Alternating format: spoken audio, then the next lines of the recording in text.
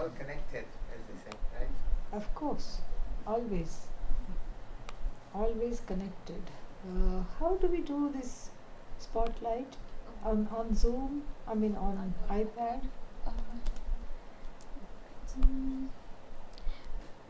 Everybody had a I little think sweet if we water change it to the view, Mute no, all. That's a very good yeah. thing to do. Mute all. No need for them to unmute themselves. Okay, then? And then let's see. If we, Swamiji, if we rotate the screen, I mean, maybe there are 3 dots up here, so I think we can move it to something. Full screen?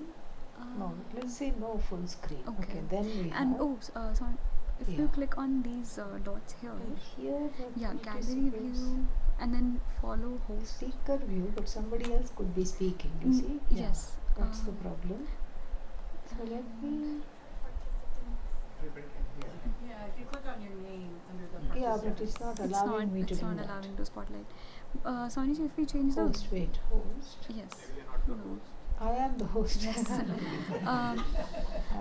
Uh, If we click, yeah, that's what I clicked.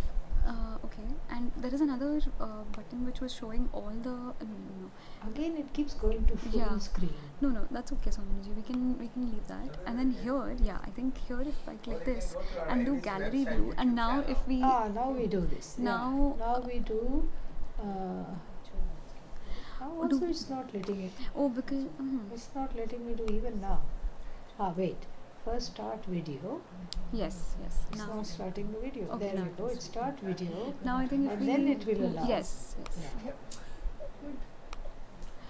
I think if I long press, it lets me. There we Yes. go. Done. Thank you. Now, it still, we have to work out a few things because it still keeps going to full screen. But I think that's only for you, Swamiji. They'll be able to. Oh, but I need to access the controls. Come here. How did it, should it not go to full screen? Okay. I Here? think here, yes, Swamiji. Okay. And Just unclick that. yes, but I think Swamiji, you'll have to choose another view, either split view or like some. Isn't there like a normal view? So Slide over. What does it do? it just goes moves it, somewhere. yeah, to the side. Okay. So normal view means gallery. Do you want to see other participants? No. Okay. Which is here. Split view. That also is not it. See, that's what I'm saying. There is something that some bugs that need to be ironed out. Maybe if we pinch out. But it did show the. See, when I don't highlight that. I think Soniji, yeah, I think here you can say it will Yeah. mute, and you can do. No, I just need to live stream to YouTube and then we are done. Then Okay. let it do Okay. whatever it wants. Yes. Yeah.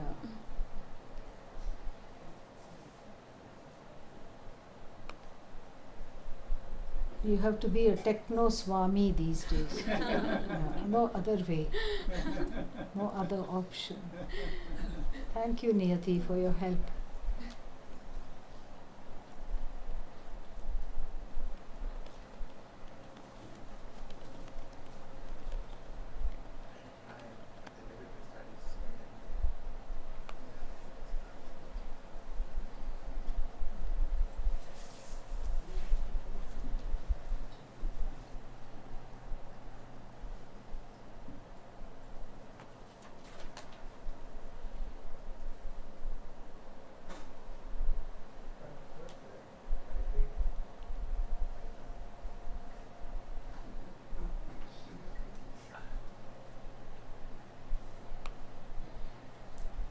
Okay.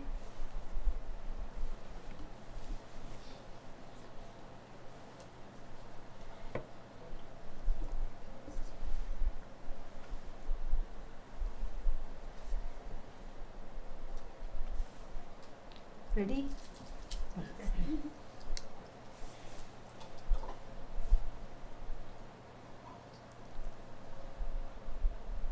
Why are you sitting so far over there? Come. By now you know I don't bite.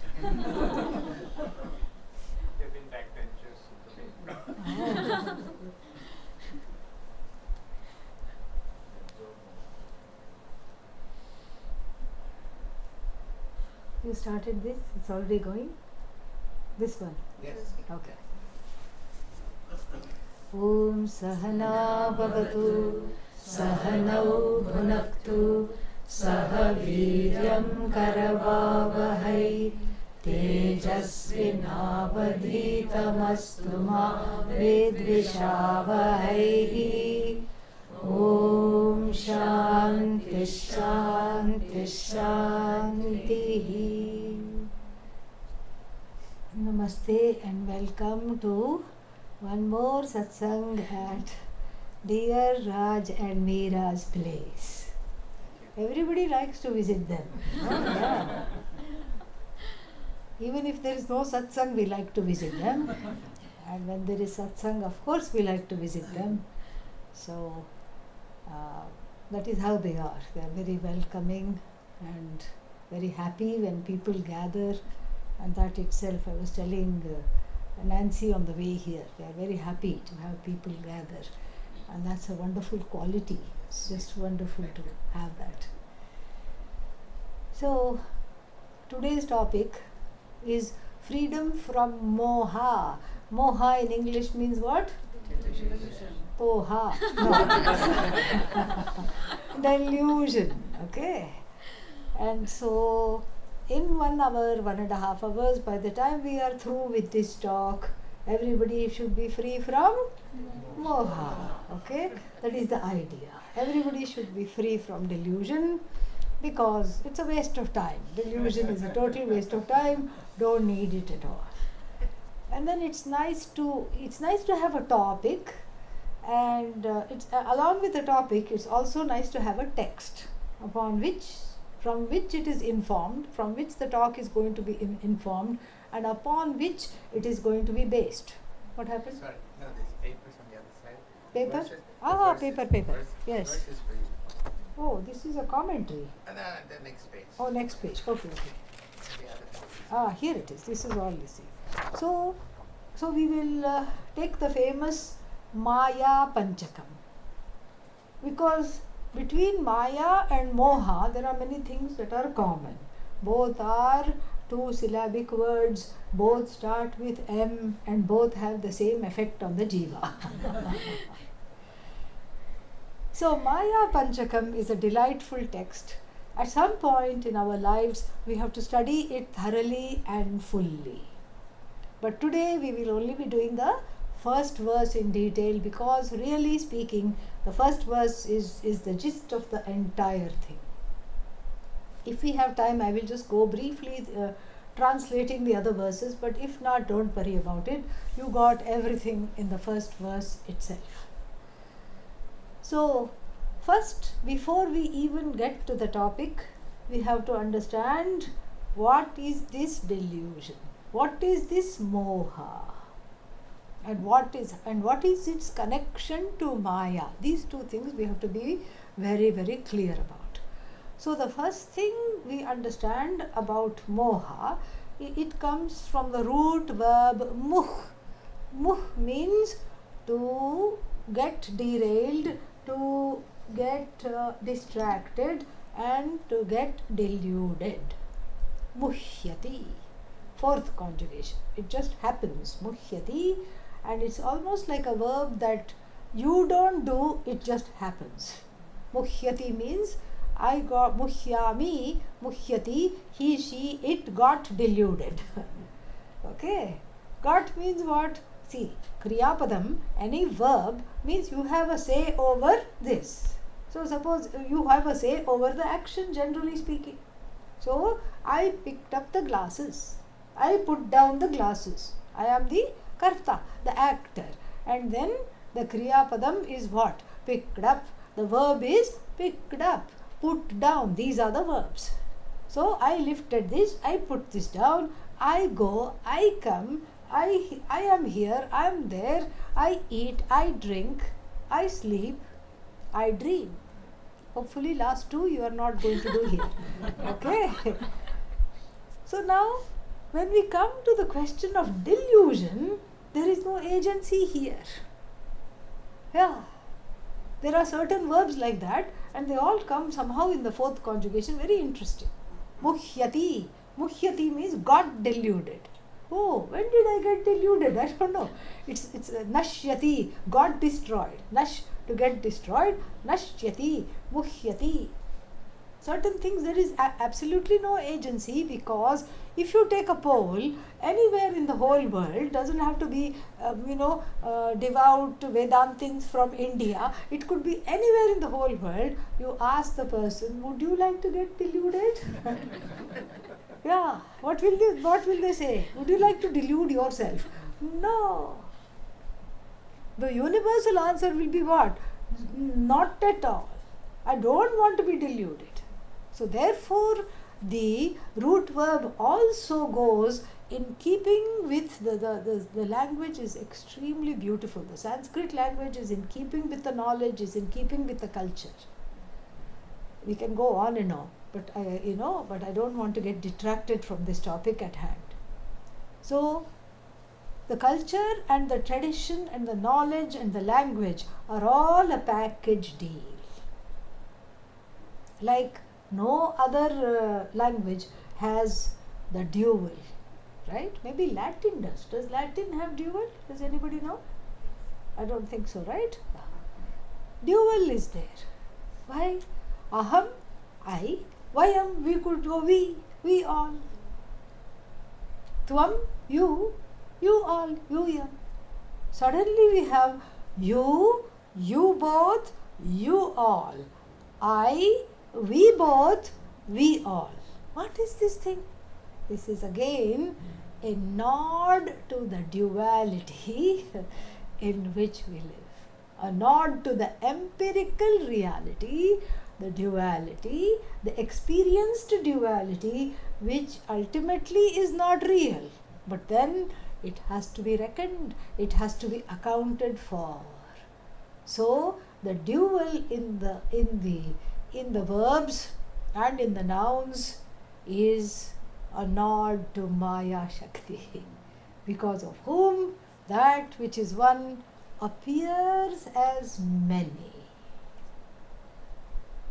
So the dual is here to stay as long as we are at a particular level, discussing at the level of the empirical reality. And what do we mean by the empirical reality? In Sanskritam, as you know, it is called Vyavaharika Satta. And then if we want to unpack the concept a little more, Vyavaharika Satta also means that which is objectifiable, that which is seen, and that in which I am an actor, I am a bhokta, I am a recipient of other people's action. All this realm of action, result of action, karma phala, all this comes under the empirical reality, which is part of the manifest universe.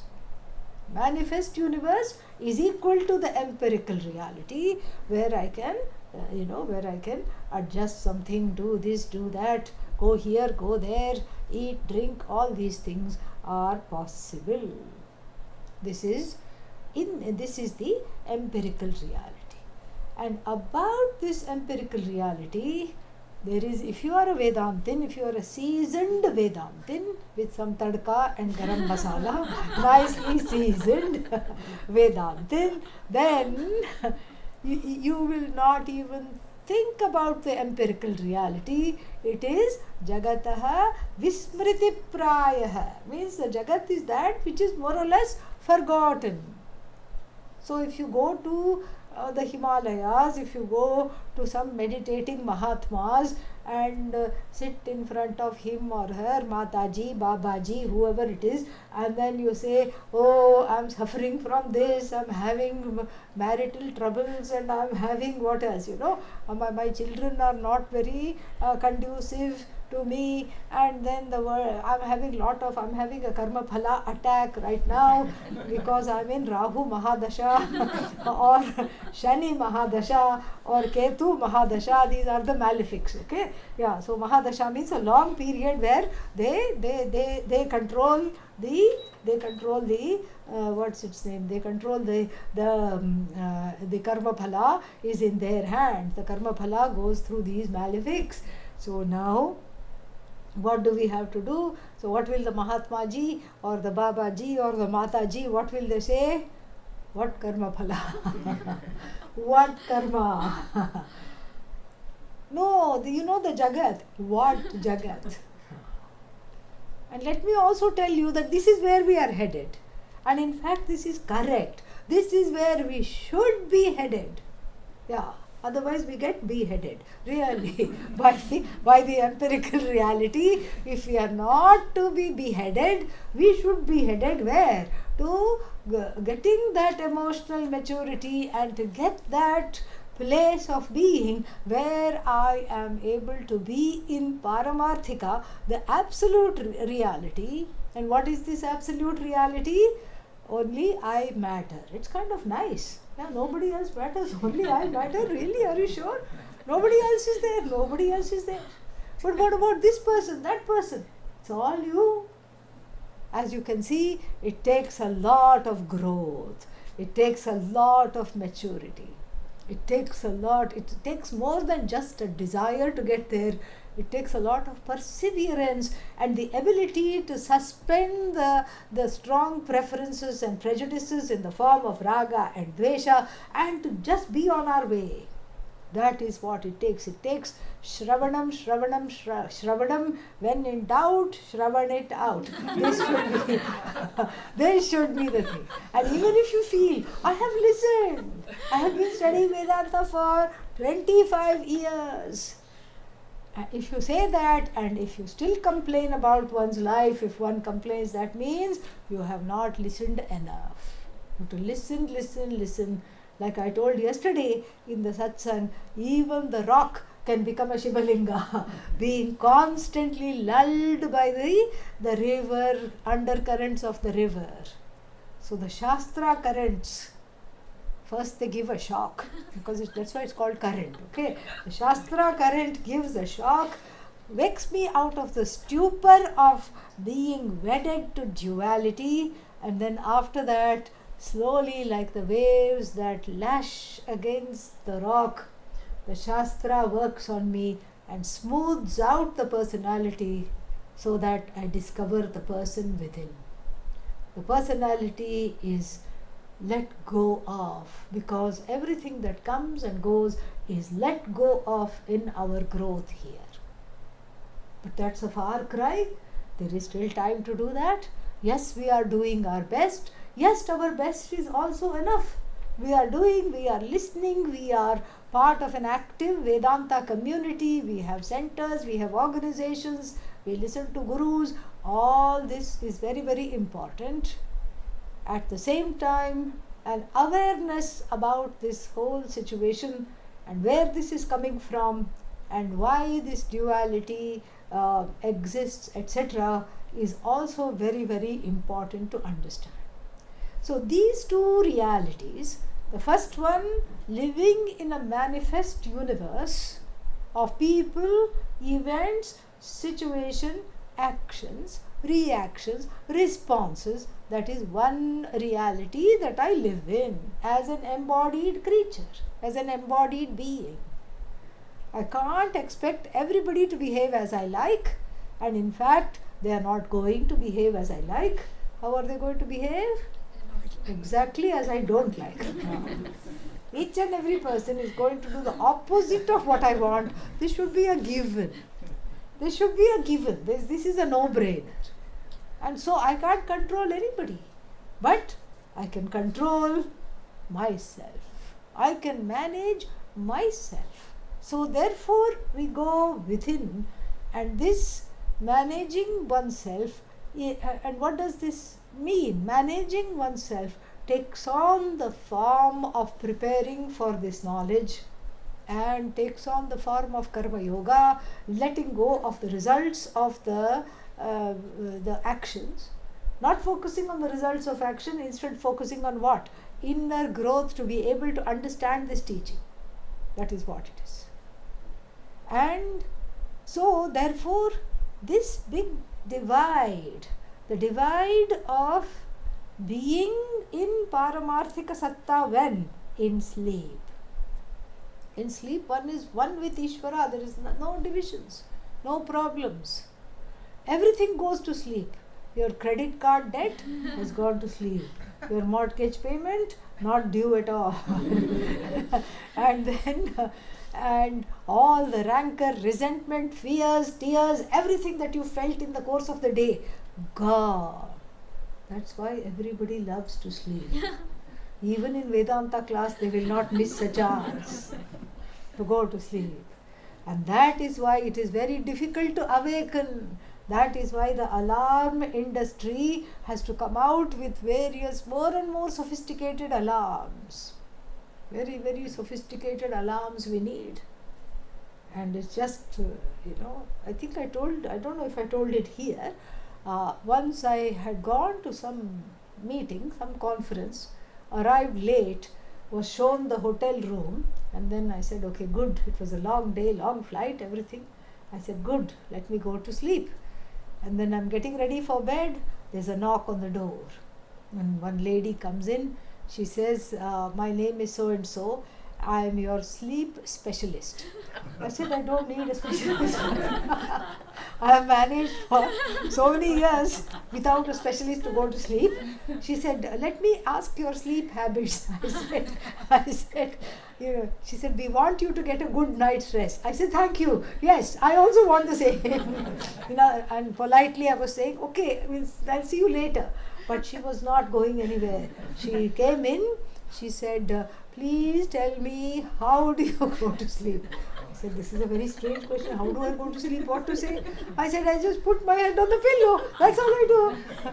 Go to sleep, sleep comes. No. Says, did you see this? And it looked like some pagoda. Some Japanese pagoda was next to the bed. It had many, many layers. And then underneath it had many, many buttons. And then, do you know what this is? And in my mind I said, no. And then I said, no, loudly. In my mind I said, I also don't want to find out. I want to just go to sleep. She said, this simulates, this is a kind of a thing. I'm going to ask you a few questions. When do you wake up? When do you go to sleep? What time do you feel the first stirrings of awakening? I said, I don't know, I just get up. That's all. When do I feel the first stirrings of awakening state? Who keeps track of all this? I said, I have a meeting in the morning. Please, can we just wrap this up? She says, okay, last question. So, do you like sunlight? I said, who doesn't like sunlight? What are you talking about? Everybody likes sunlight. Without sunlight, we can't even be alive. What a question. So then she said, this, I'm going to set it up. Now that I know that you like to wake up at this time, so I'm going to set it up so that you have a natural, slow, infusion of light in the room. First it's small, then it's like all over the room. It just manages to do it. It communicates with the light on the other side of the room and everything, and I have set it up and all this. I just have to press one last button to set it up. And then I asked her a simple question. Can I not have the same effect by keeping the drapes open? The sun will come, the sun will wake up. She had no response, but of course she wanted to have the last word. She said, would you like to listen to rain frogs while you sleep? I can press a button. I said, no thank you, because I'm not in the rainforest. So sleep is so highly valued, not just by individuals, but by companies, hotels, all these things. Why? Because it is the first ticket to oneness. In fact, it might even be your sleep that has brought to Vedanta. Why do I feel so terrible, so crummy I feel when I get up? Why can't I sleep? Why can't it be like sleep? Sleep is the realm of non-duality into which we enter every night and out of which we are ejected every morning. But why is that not moksha? Sleep is not moksha because samsara comes back. Samsara is here. And secondly, sleep is not moksha because it is enjoyed in real time, but it is recollected in hindsight, because the accoutrements of enjoyments, the karana of enjoyments, namely the antahkarana, have all gone into a causal state. So therefore, you cannot say that I want, I already have moksha, I'm already in paramarthika. You are in paramarthika by accidental. You are an accidental tourist in paramarthika. That is what it is. And it is not recalled, it is not understood, it is not abided in, it is not assimilated. And again, you are also in paramarthika when there is a fusion of the subject and object in your life, subject being you, object being any object of love. Then also you are in paramarthika because duality ceases to exist. Chocolate cake, yes, while I am inhaling the chocolate cake, there is no separation between me and cake. After the cake has gone, it leaves an ache. Okay? Yeah. So the cake leaves an ache afterwards. Why? Because I enjoyed the oneness. In that brief time of enjoying the object of love, whether it's a thing or an experience or a person or an event, there is no duality. But those enjoyments seem to be what? Seem to not be properly understood because I don't know how to replicate them. Last time I ate chocolate cake, oh, I'm having a touch of sadness coming on. Let me eat chocolate cake now. Then what happened next time you ate the chocolate cake? Sent you straight to the bathroom because something was wrong with your stomach. So it's not the same each and every time. One time it gives joy, another time it gives sorrow, third time it gives a stomach ache, fourth time it makes you upset. So obviously the happiness or whatever we want, this Ishwaratvam means the state of oneness with Ishvara, this Ishvaraness, Ishvarahood, whatever you want to call it, is not something I can willfully reproduce. Because even though I love something, let's say it's a person, oh, I love this person, okay, I love you, therefore sit down. Sit down and keep sitting down because I love you. Shut up, sit down. And then after that, how long can I look at them? How long can I enjoy them? How long can I talk to them? Before it deteriorates into non-love. Before one can say, I need space from you. You are no longer BFF. You are no longer BFF. I need to go far away from you. Why? I am sick of you. The accoutrements, the body, mind, sense complex, especially the buddhi, the mind, the chittam, the emotive faculty, all of them, they have what is called surfeit because they are karanas that are finite. They cannot enjoy the infinite because they don't have a way of doing that, and also they cannot enjoy the infinite because the infinite is not an object, it is you. So how can I enjoy the infinite? You are already the infinite. This has to be understood. Oh, but I have been attending Vedanta classes forever and ever. When is this understanding going to come? What is this final thing that is going to take me over to the other side? This is why we have to understand Maya Shakti in detail. Maya Shakti we have to understand in detail, and we have to see that this Maya Shakti has two sides to her. So, what is this Maya Shakti? Kalpita, an as though Shakti. Where is this as though Shakti? With Ishvara. Who is this Ishvara? Satchidanandam Brahma. So Satchidanandam Brahma, and then we cannot be elegant about this because there is no way to talk about this because ultimately all this is not even there. So we tell ourselves and each other a story. This is a Vedantic story. In the beginning it was Sat. Sadeva Somya idamagre asit. Ekameva advitiyam Sat, Ekam Sat. In the beginning there was one Sat and nothing else was there. And what about this Jagat? What about this universe? That too was Sat. It was in a place of demanifestation. And from this demanifestation, it came to a place of manifestation. And then when, now we are all like children, we are hearing this cosmology story, then we want to ask, oh, Where was I? Like the child looking at the photographs, marriage photographs of the parents, says, Mummy, Daddy, only you are here. Why was I not here? Where was I in all this? The child doesn't understand. So like we are like children here. We say, okay, Kalpita Shakti, and as though power came and then where did it come from? Of course, where will it come from? It came as though. The as though power as though came from Sat. Don't say as though Sat. Okay, then we have to somewhere stop. The as though power came from Sat, and then this as though power as though came from this Sat, and then in as though association with this Sat, what happened? It went, the Sat manifested into as though many things. Okay, the Sat manifested into many things, giving us this illusion of manifoldness, many and varied universe, and this manyness, when actually it is not at all many, it is still one, because that is very clearly said in the Chandogya Upanishad.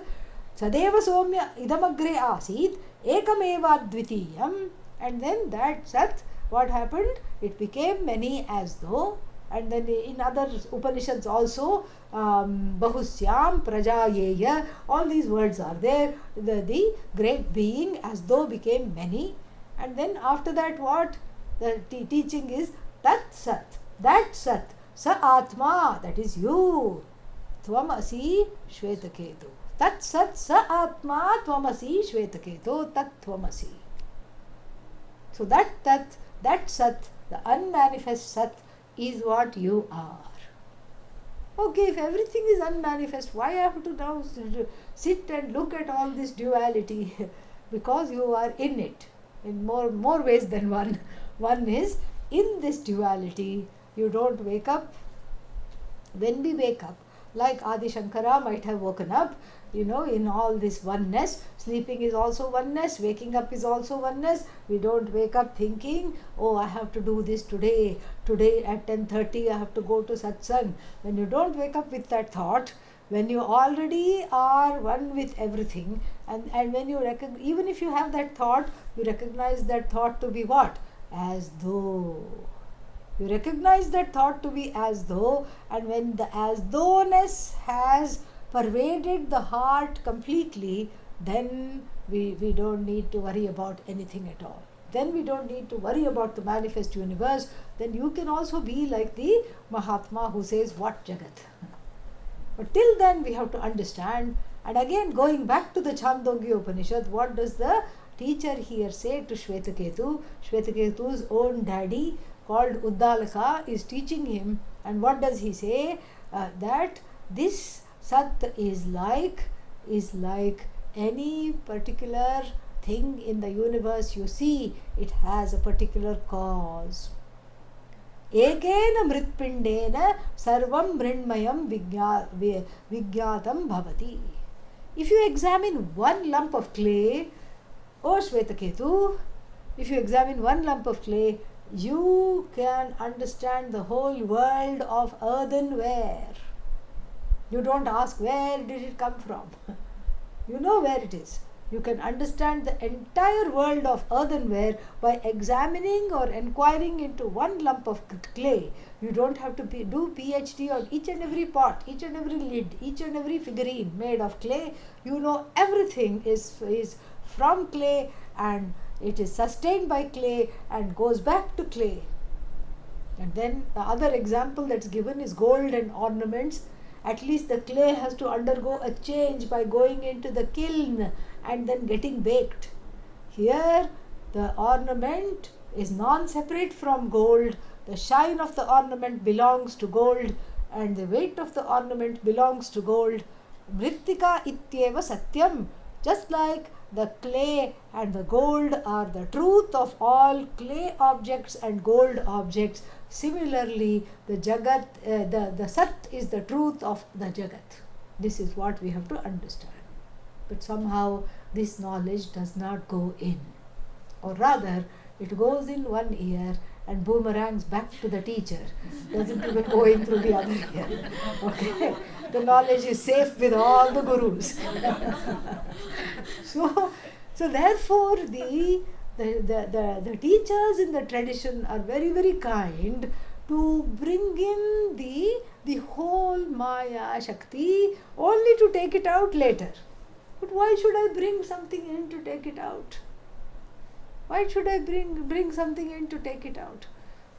The story is told to illustrate this, that this man, a very whimsical man, had, I think, what he said, he had 7 elephants.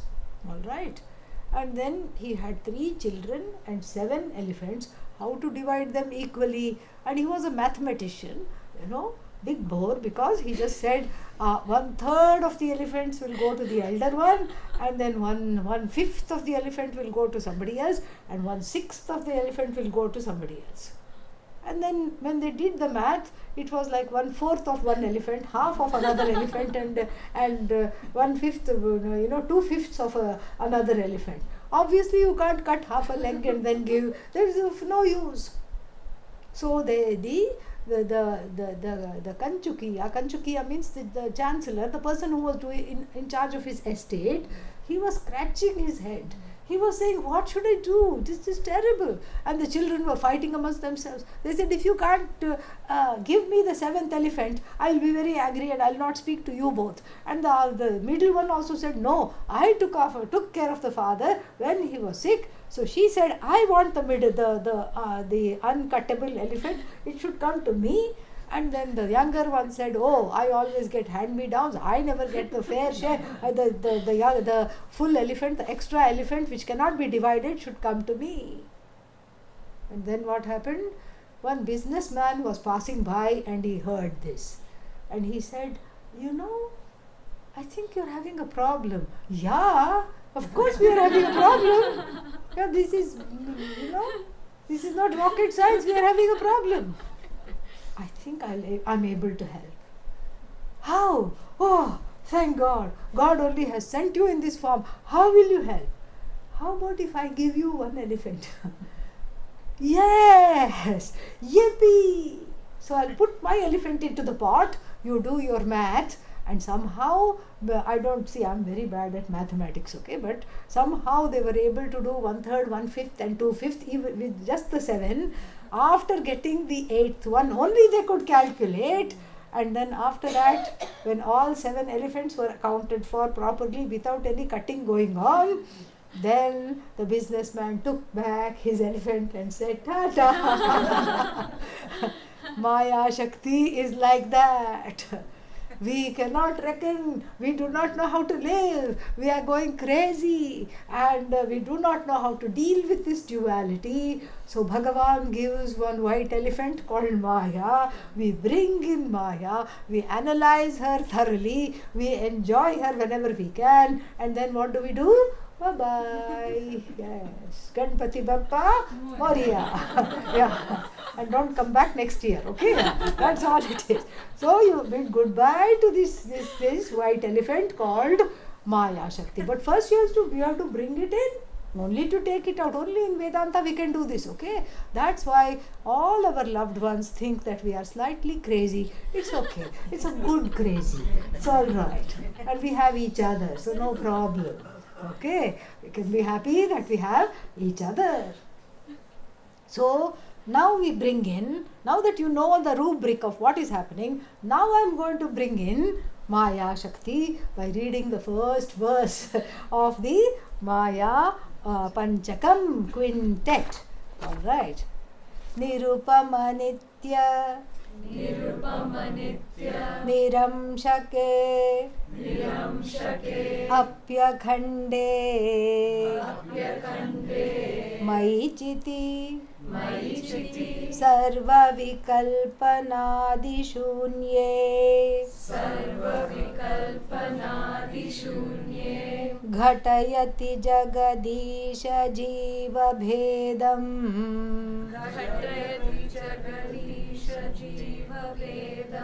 स्वघटितघटना पटीयसी Maya पटीयसी Maya. So beautiful, very very beautiful. And before we get into understanding this verse, let us just look at this Maya Shakti, not poetically but prosaically, and understand what the Shastra says. And so the Shastra says to just be able to catch the fellow who is wanting to study Vedanta. Otherwise, the person will just go away. So accidentally one drops into a Vedanta class. All that is there is you. There is no Jagat, no food, no nothing. And they will run away. Because that's what they want. People want certain things. People are used to the duality so much, it has become their own backbone, and everything matters. All that the duality alone matters. And so therefore, we have the Shastra has to see already so few people interested in Vedanta, and then if you keep saying what Jagat, where is the Jagat, please don't talk like this at potlucks, okay? Yeah, you will not be invited again. That may be a good thing, but anyway, so can focus more on this. But anyhow, it is to be able to catch the people where they are. And where are they? Thinking the non-real to be real. This is where we are. We don't know Sat. Why? Because we are mired in Asat. Mired in Asat, we don't know the Sat. And so that therefore, what the Shruti has to do is bring in the white elephant called Maya Shakti. This accounts for everything, and after that she can go away. No problem. And we are left with Sat.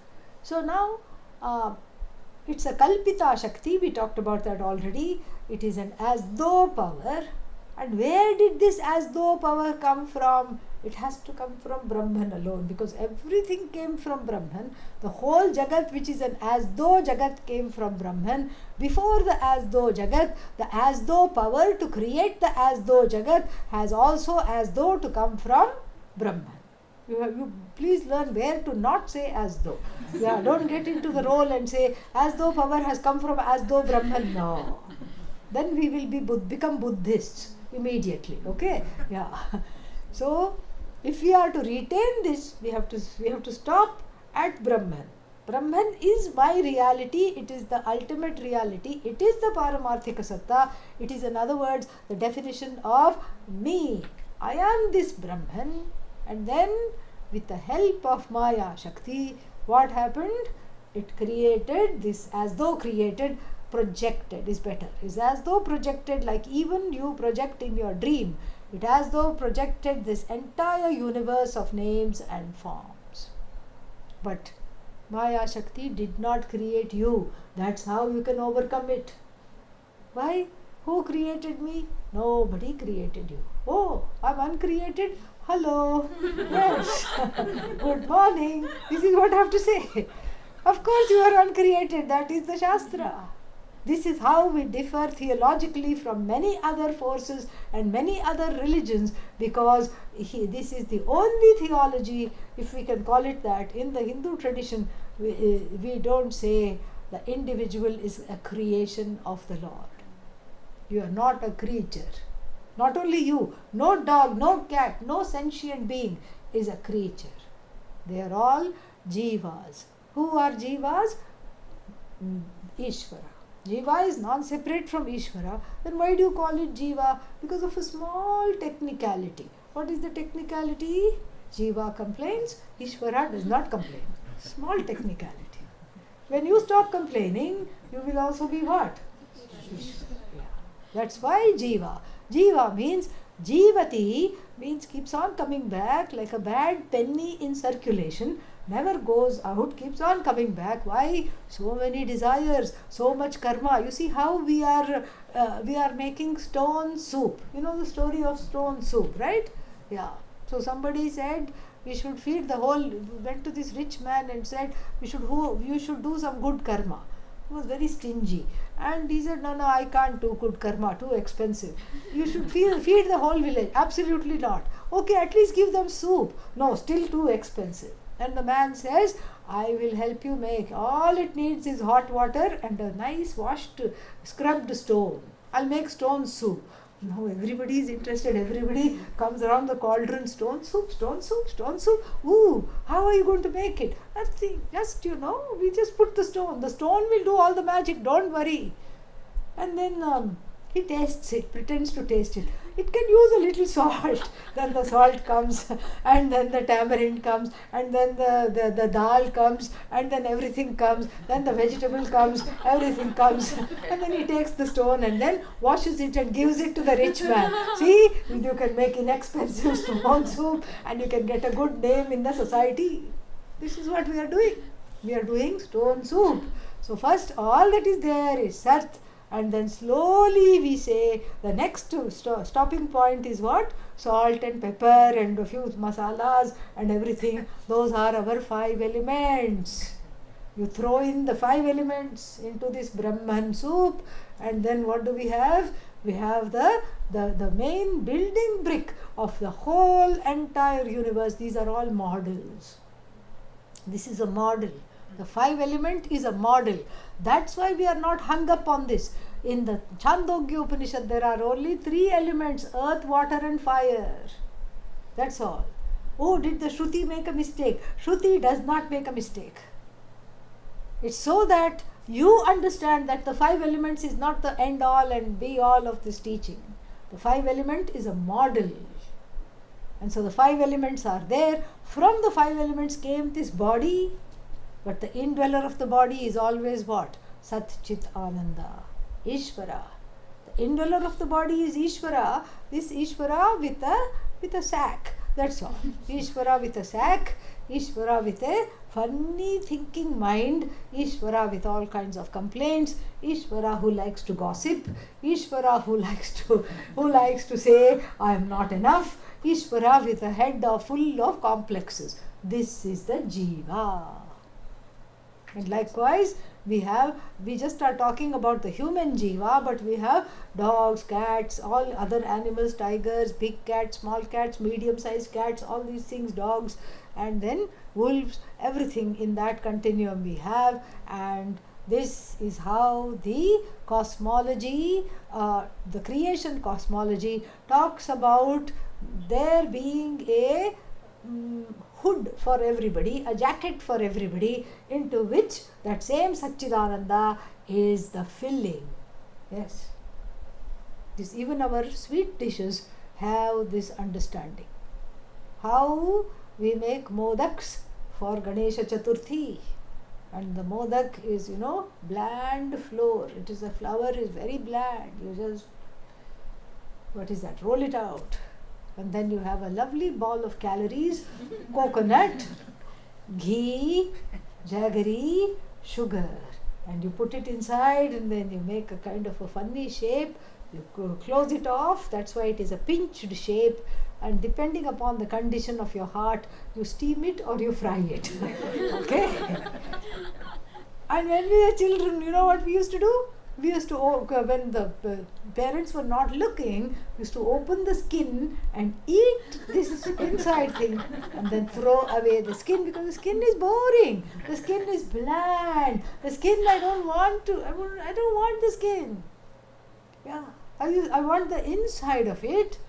And the inside, and we used to wonder, because we never saw the mother make it, we used to wonder, how did that get into this? It's all full, sealed, and inside is sweet. How did that ball get inside this covering? Even now we are wondering, how did this Sat get inside all these beings? Not only that inside ball has a name, Purna. See, even our sweet dishes are Vedantic. That's what it is. Purna it is. Purna I am that Purna. And whatever as children we took off was called the Upadhi, the body, mind, sense complex. That is what you cast away, and then cognitively, okay? Yeah, please don't do anything drastic. Do not have an out of body experience. I forbid that. Okay?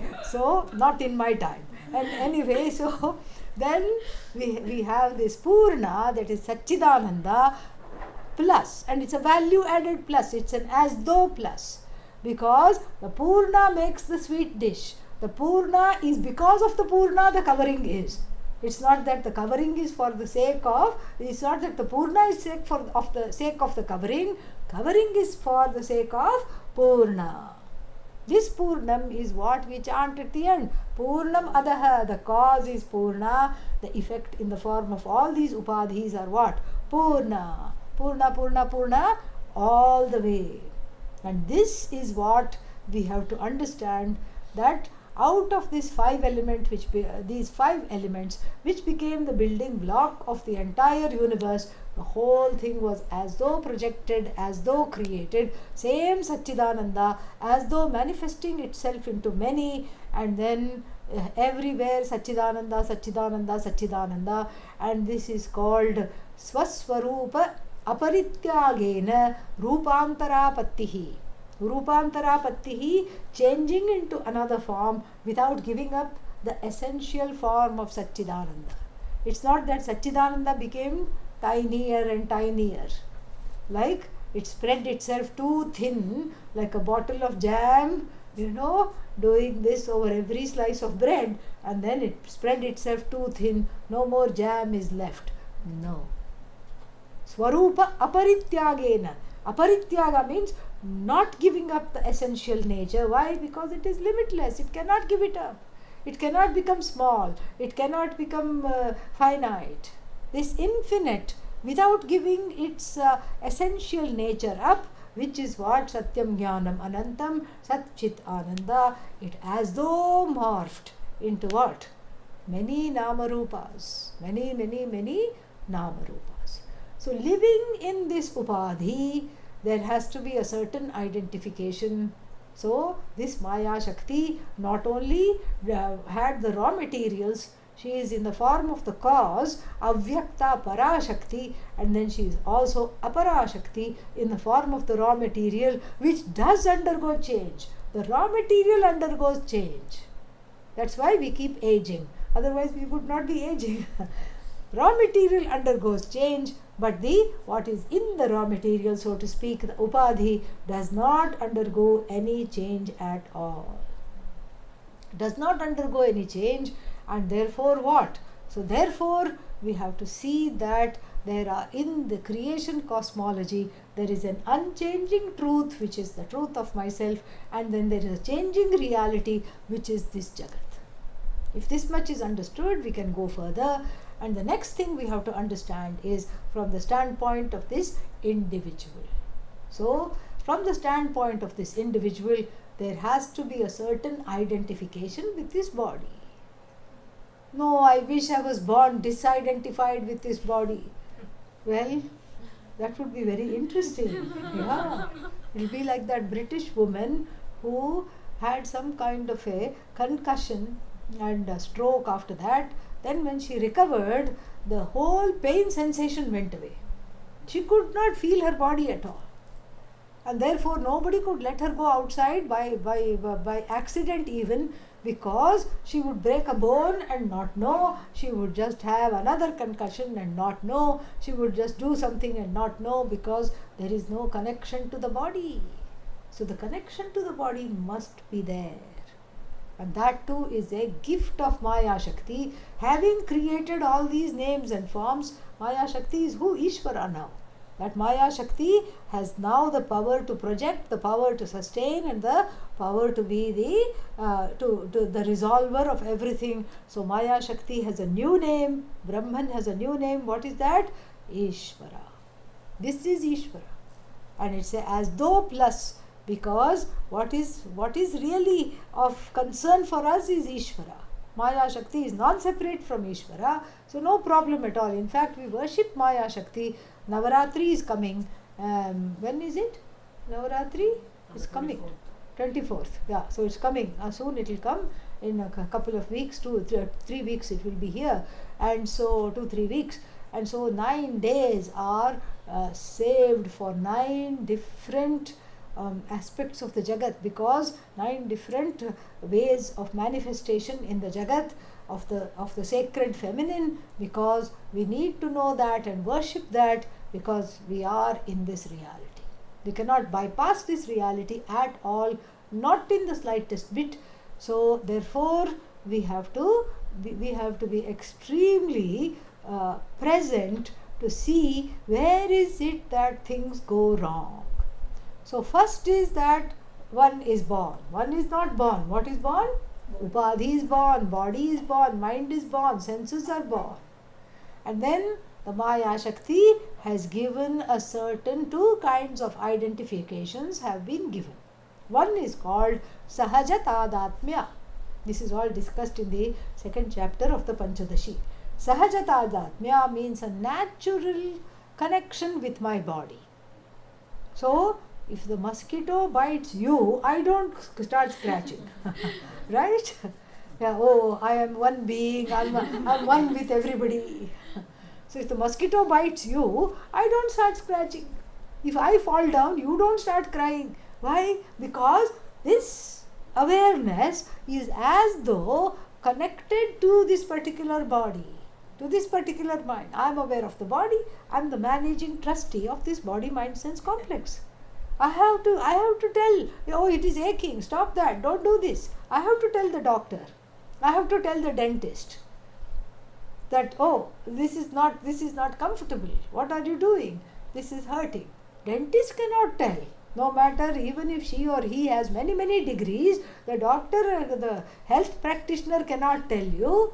You have to tell. Ultimately, you are the boss. You have to tell. Same thing, if something is wrong with the eyes, you go to the most famous eye doctor and then they will ask you, can you see now? They will ask you. They will ask you. They will not make an assumption about it.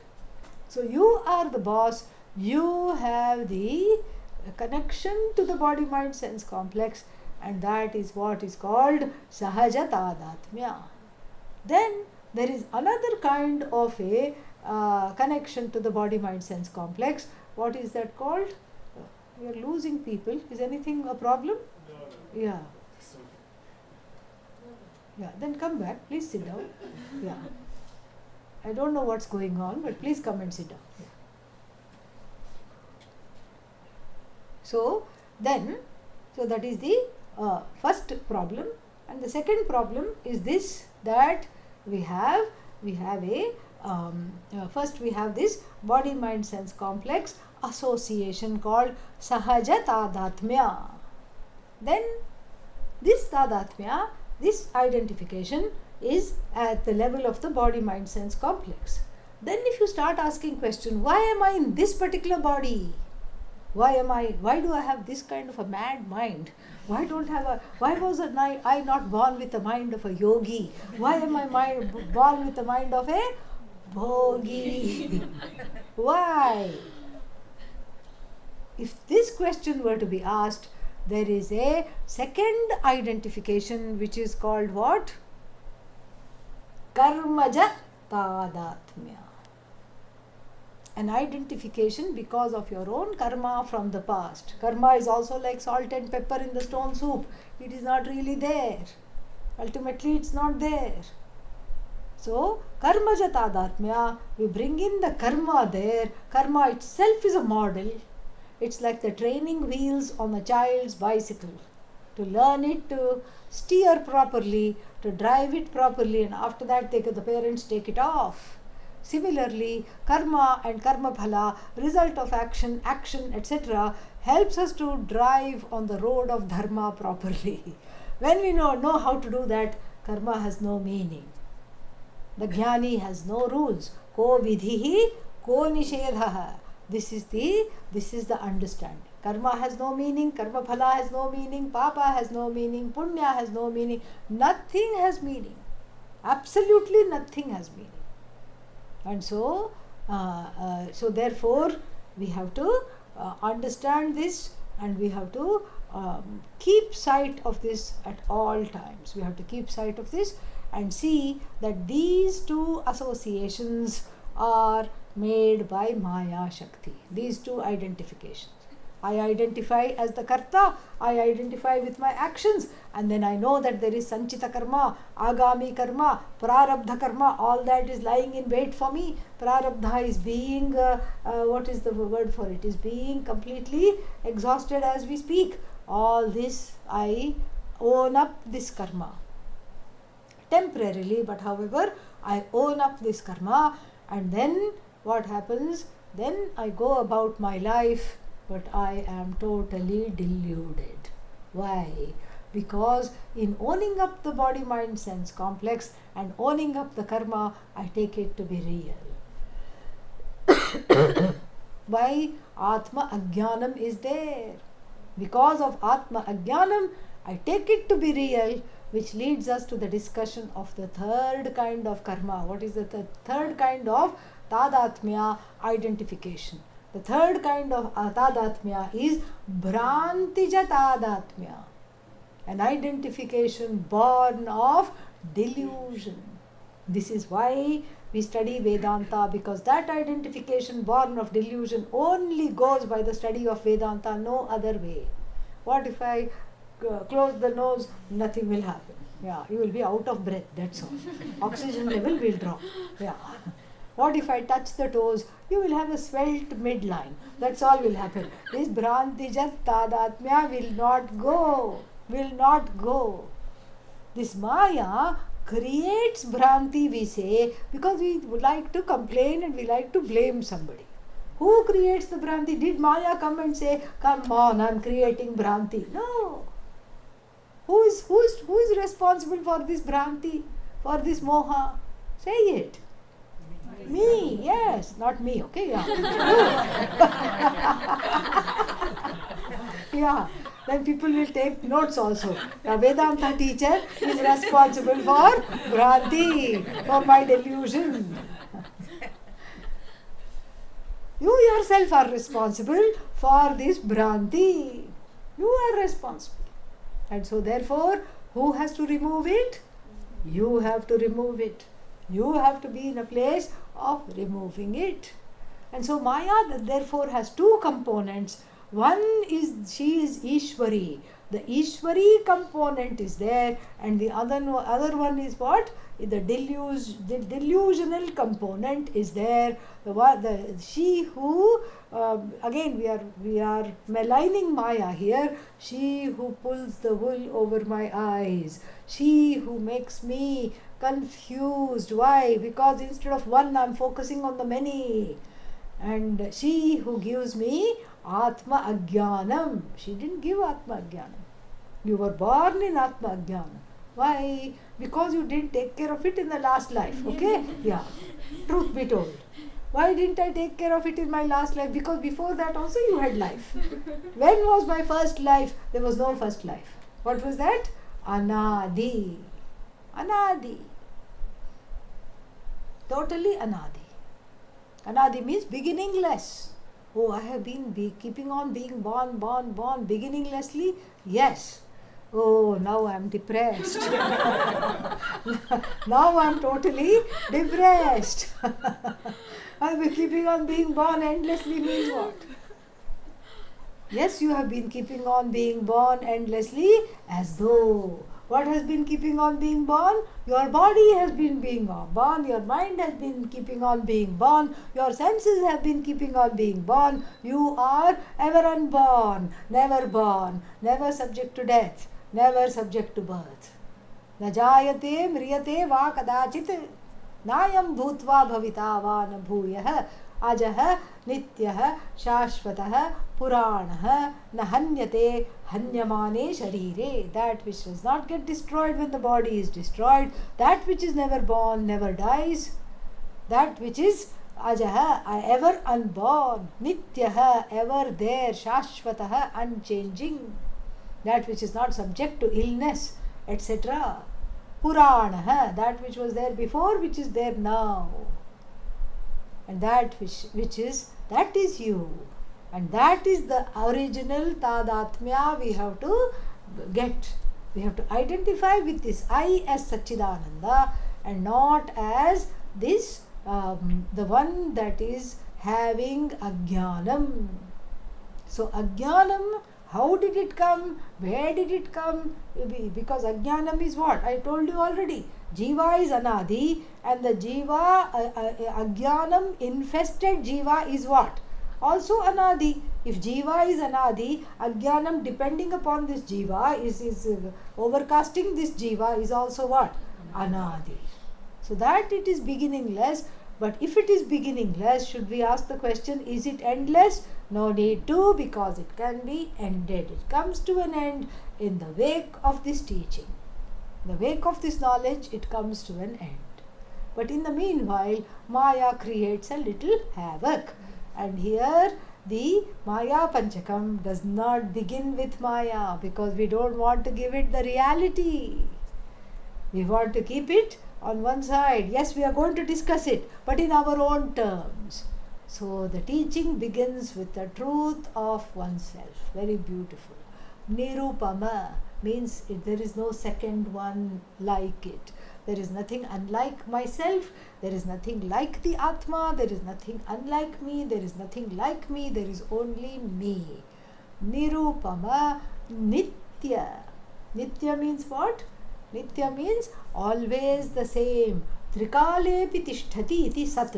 Sat has two definitions. That abadhitam sat, non-negatable is sat. Can you negate yourself? No. That's why that's the first and the most obvious definition most obvious conclusion that you are sat. If I negate myself, what will it sound like?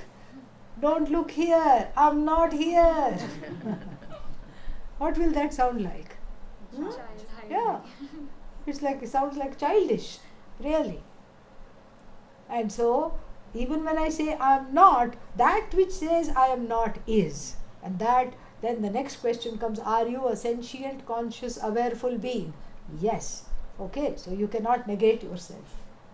So, therefore, here the teaching even about Maya begins with a nod to the definition of the I, because that's where we have to be. Even though we discussed Maya from the high ground of Satchidananda, abidance in Satchidananda, because if you discuss Maya from standing in Maya, what will happen?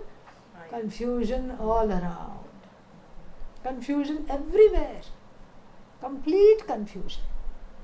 So there was one, indigenous African group, okay, and they have one trickster figure just like our Maya. I forgot its name.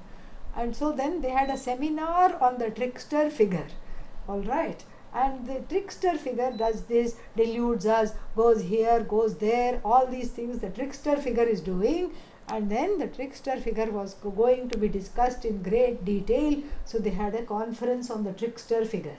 The conference on the trickster figure got very confusing because they just couldn't even understand what is the trickster figure, how do we discuss the trickster figure, because they were tricked by the trickster figure while they were discussing the trickster figure, because most traditions have mithya but no satyam.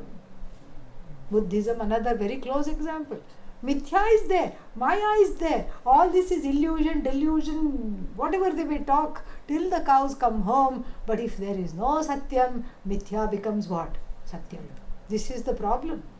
And so now here that's why we our own trickster figure in the form of Maya Shakti, we discuss from the high ground of Paramarthika. So the first line is put everyone into the mood of Paramarthika, rather wake up to this knowledge of Paramarthika, and when you say I am there, then we will discuss the second line and the more problematic line. Otherwise you will be all lost. Where am I? What is the number for 911? We'll be talking like this. Yeah, we'll be talking like this. So therefore, Nirupama, one and only without a second. Nitya, the one that is unchanging and ever here to stay, never gone. Niramshaka, that which cannot be cut into parts. Oh, but you use 3 words, Sat, Chit, Ananda, they are one. Why are you using 3 words? Because I am talking to you. That's all. That's all I have to say. Yeah, that's what anybody has to say. Because we have to see it from 3 standpoints. That's all it is. So one, but seen from three standpoints. That's all it is. So nirupama nitya niramshake api means in addition to akhande. Akhande means that she can never, that which can never be cut up into parts. This is the definition of Ishvara. Nirupama nitya niramshakepya khande. All in seventh case, which means in this reality, which is nirupama, which is niramshaka, which is akhanda, which is nitya. In this reality that is not fragmented, that is non-fragmentably one and only reality, which is the truth of mind. And where is this reality to be found? Hello, GPS. You know what GPS stands for, right? Guru Paduka Stotram. Okay. So where is the GPS that will make me find this reality? Yoo-hoo, here I come. Mayi Chiti, in my heart. This is Mahavakya. Straight away Mahavakya. Okay. So you thought I will dabble in delusion, but then what are you getting? Mahavakya. Because only from that standpoint you can address even this thing called Maya. Mayi Chiti. It is Mayi Chiti. In my heart. Chit is heart. Chit is heart. Chittam, heart. In my heart. Mayi Chiti. Or if you can take Chit as consciousness, that's also okay. In my awareness. She shines in my awareness. Like this Chiti, this Chit, feminine, this Chit shines in my awareness, or as my awareness it shines. Pratasmarana Stotra of Adi Shankara should come to mind. Pratasmarami Hridi Samspurad Atma Tattvam. This self is shining where? Is as the self-shining eye in my heart, which I recollect in the morning, which I recognize. It is already cognized, it's self-cognized. I recognize in the morning, because much better to think of that as the first thought than think of how many people should I tick off today. Yeah. Much better to wake up with this thought. We change the orientation. This is a Nididhyasana mantra. Next time we will do this. Pratasmarana Stotram we will do next time. Very beautiful 3 verses that are absolutely life-changing. And if they are not, see me after that. Okay? So we will do that next time. So for now, Mayi Chiti. Where is this big reality you're talking about? That is Nirupama, that is incomparable, that is Akhanda, that cannot be divided, Niramshaka, free of parts, cannot be cut up, free of parts. What else? Ever present, eternal, never coming to an end, limitless. And that which is limitless, my friends, is a matter of joy. You cannot say, I am sorrowfully, limitlessly sorrowful. Nobody says that. Even while saying that, you laugh. Okay? So this is not true. Even if the person who comes to you and says, I am limitlessly sorrowful, you ask the reason. Why are you sorrowful? Because I don't have money. Just say, I'll give you some money, and give them. Don't just trick them. Give them some money. They will go, just jump. Ooh, there is hope. You gave me some money. 1 month rent is covered. Maybe somebody else will do this. Maybe I'll get a job. They get all excited. They get all extremely excited. And so this shows us something. This shows us that nobody can be limitlessly sorrowful. Nobody. And so in this limitless I, which is the limitless Satchidananda, which is where? Which is all joy, which is where? Right here. Right here. Where the I notion exists. That is where the I also exists. But the stupid I notion wants to hug the body, mind, sense complex, and it repeatedly makes the wrong choice of identifying with limited objects. And so, api akhande, Mayi Chiti. And what is this my heart? What is the nature of this my heart is told beautifully. Mayi Chiti, second line, Mayi Chiti, Sarva Vikalpanadi Shunye. In my heart, which is free of all divisions. Maybe your heart is free of all divisions. My heart. I won't like to say what the divisions are, but trust me, they are there. How can you say the heart is without divisions? This shows such a big understanding here. Heart is without divisions means what? So, vikalpanadi shunye, because that chit is like that. Satchidananda is without divisions. But okay, it may not be divisions between me and my enemy, me and my frenemy. Maybe not that kind of distinction. But at least the distinction is there, because when I wake up out of sleep, I have a new epithet. Who am I? Waker, upper, waker. Then after that, I go to office, office goer. I have a new kartrutvam, new identity. Then I eat something, eater. Then I get an award. Oh, award recipient. Then I get a promotion. Oh, the one that has got a promotion. Then I come back home, homeowner, spouse, father, mother, son, daughter. So many identities are there. How can you say that there is no vikalpa in the chit? Because as soon as I see an object, I look at my glasses, there is vikalpa. What is the vikalpa? An innocent vikalpa, not a complex vikalpa, but a vikalpa division nonetheless. Seer, seen, mode of seeing. This triputi, this tripod is there in all interactions. How can you say Mayi Chiti Vikalpanadi Shunya? How can you say Shunya means devoid of Vikalpa is my Chit? How can you say that? Because even to say that, if I say with a straight face, my Chit is devoid of Vikalpa, what am I having? Vikalpa. Yeah, now I am the talker. I am the talker of the one who says, my nature is all silence. So, supposing you were to say, my nature is complete silence, what a foolish figure we will cut. How can the text say with alacrity that you are without divisions, and in this chit which is free of divisions, the Satchidananda resides? And that is because the divisions are also what? Mayik divisions, correct? As though divisions, as though waker. Yeah, that I have believing. No trouble believing.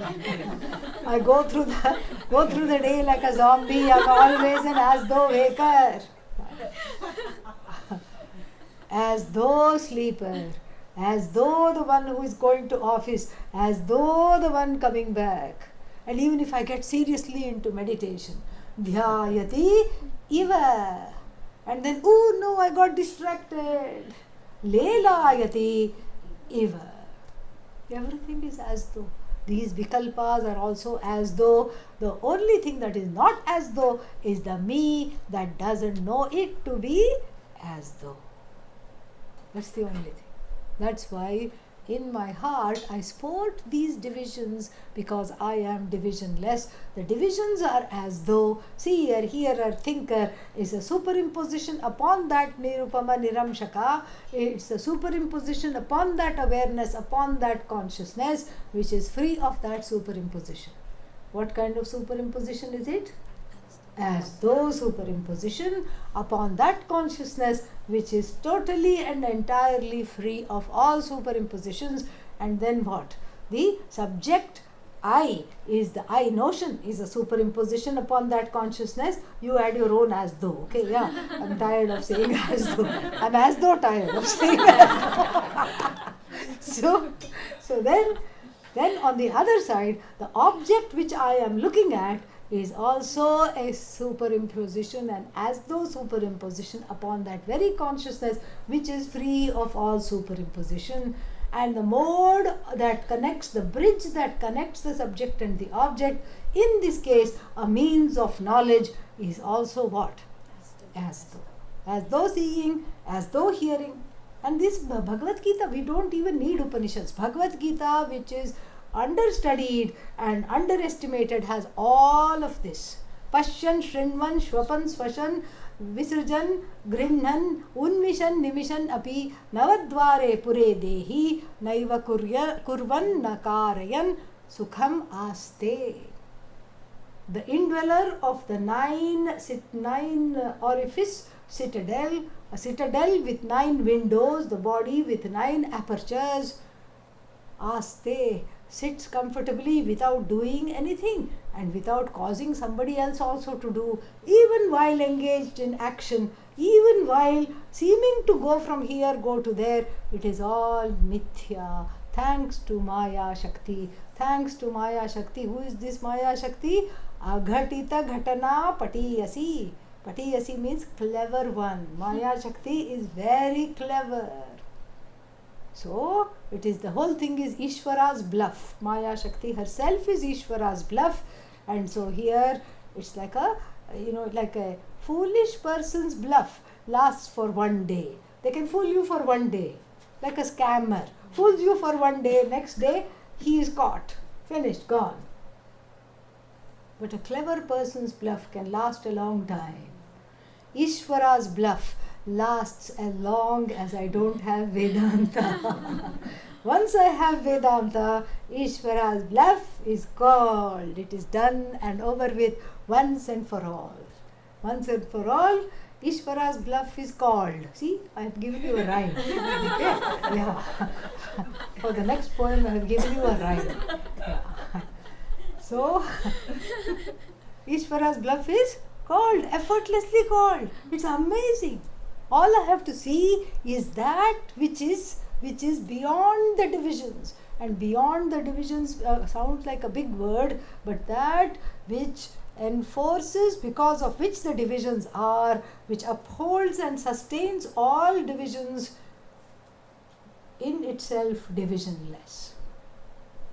So, that's why it is Vikalpana Shunya Chit.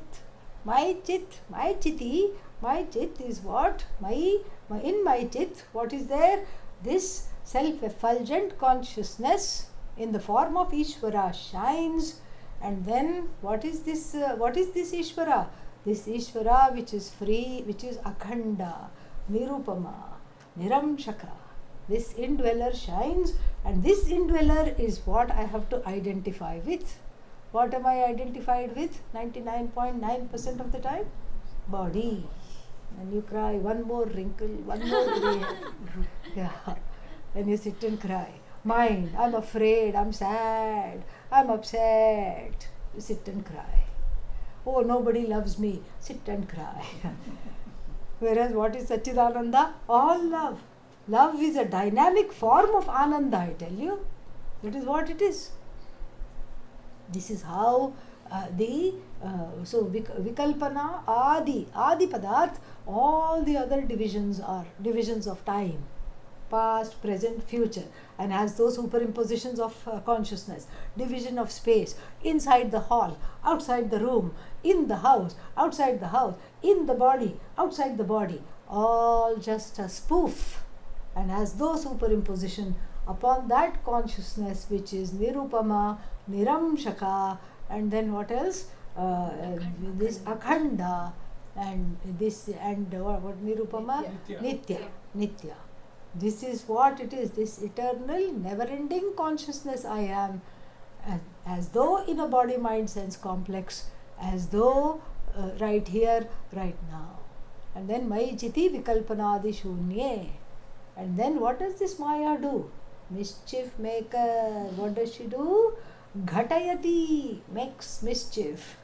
Ghatayati causes, causal here, causes something to happen. What does she cause to happen? Jiva Jagad Isha Bhedam Ghatayati.